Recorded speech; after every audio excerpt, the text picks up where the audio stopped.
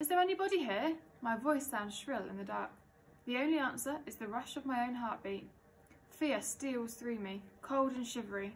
There it is again, a tiny whimpering noise, almost like a kitten. That's what I tell myself anyway, forcing myself to think of the least scary thing I can imagine. For a second I hesitate, blinking in the darkness. Then I hurry back towards the mouth of the cave. But my foot catches on a sticky uppy rock and I fall hard, flinging my arms out to save myself. My palms sting as they slap the stony floor and my breath's all knocked out of me. I sit up, struggling to breathe. I touch my knee, sticky, it's bleeding. The cave water trickles, it sounds almost like a little giggle, laughing at me in the blackness. I put my hand on my chest and take deep breaths, trying to calm myself. From the depths of the cave I hear the whimpering sound again, and suddenly I realise what it actually does sound like. It sounds just like a baby, I whisper. The boy's baby sister, Mothka? I stagger to my feet, wincing at the pain in my knee. Then I hear something which turns my blood to ice. A growl, low and steady, and it's close. I look up. A huge dog stands silhouetted in the cave entrance. I hold my breath. Maybe it's just a nice friendly dog like Nero. The dog's growl deepens. I swallow, thinking of all the wild animals I saw in the cave paintings.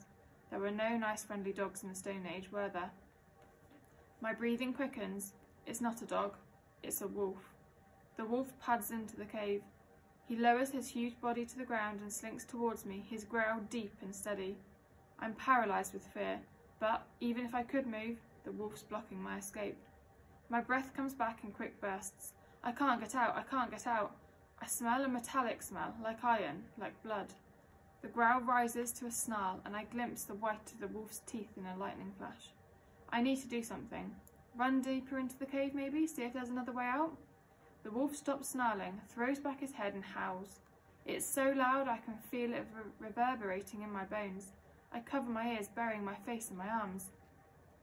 Alone, he howls. But he isn't, because from all across the forest, howls answer howls until the air almost ripples with them. The wolf isn't alone. I am. I crouch on the floor, trying not to cry, trying not to breathe, trying not to smell like food. The wolf turns to stare out of the cave, sniffs the stormy air. His ears twitch. Maybe he hasn't seen me after all. Maybe he'll just go off to join the pack. It's okay, I tell myself. I've read stuff about wolves. Wolves only attack people rarely, really rarely. I've definitely read that in the wild. You've got less chance of being attacked by a wolf than being hit by lightning. I gulp, looking at the silhouetted branches of the storm-struck tree. Then I hear it again, that high, mellowing sound from somewhere deep in the cave dark. Instantly, the wolf turns back to me. He drops to the ground and slowly comes closer, ears flattened, tail low, silent. He moves out of the dim light at the cave's edge and into the darkness. He's even more terrifying when you can't see him. I hear the click, click, click of his claws on the floor. I try to swallow, but my mouth's too dry.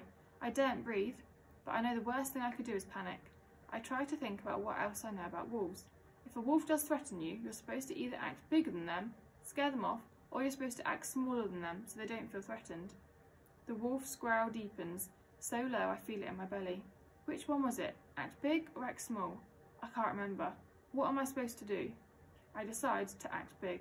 I jump to my feet and shout as loud as I can.